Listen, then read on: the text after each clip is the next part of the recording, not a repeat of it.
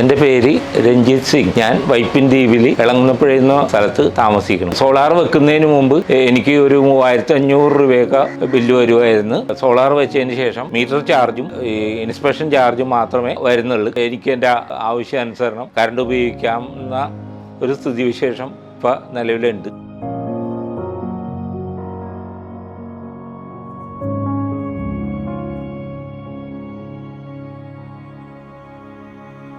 അപ്പോൾ ഞാൻ കുറച്ചു കാലമായി ഇതിങ്ങനെ വെക്കണമെന്ന് നടക്കണമായിരുന്നു. അപ്പോൾ ഏത് കമ്പനിയാണ് നല്ലതെന്ന് എനിക്ക് അറിയാൻ പാടില്ലായിരുന്നു.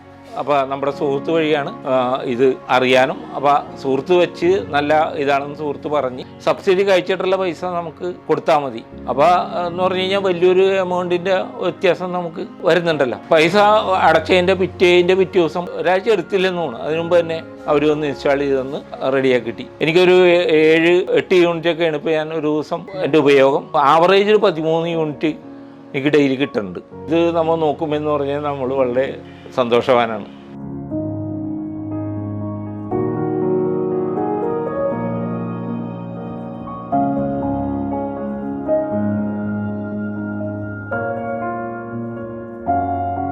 കാരണം നമുക്ക് ആവശ്യത്തിന് കറണ്ട് ഉപയോഗിക്കാൻ പറ്റും. മുമ്പ് ഈ AC ഒന്നും അങ്ങനെ ഉപയോഗിക്കാൻ പറ്റുന്നുണ്ടായാലും ഇപ്പോൾ നമുക്ക് AC ഒക്കെ ഉപയോഗിക്കാൻ പറ്റുന്നുണ്ട്.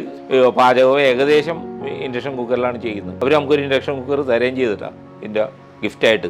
അതാണ് നമ്മൾ യൂസ് ചെയ്തുകൊണ്ടിരിക്കണം. എൻ്റെ വീട്ടിലെ പാചകത്തിൻ്റെ ഒരു 75% ഞാനിപ്പോൾ ഇൻഡക്ഷൻ കുക്കറിലാണ് ചെയ്യുന്നത്. ഇനിയും പലരോടും നമ്മൾ പറയുന്നുണ്ട്. പലർക്കും ഇങ്ങനെ പല സംശയങ്ങളാണ്.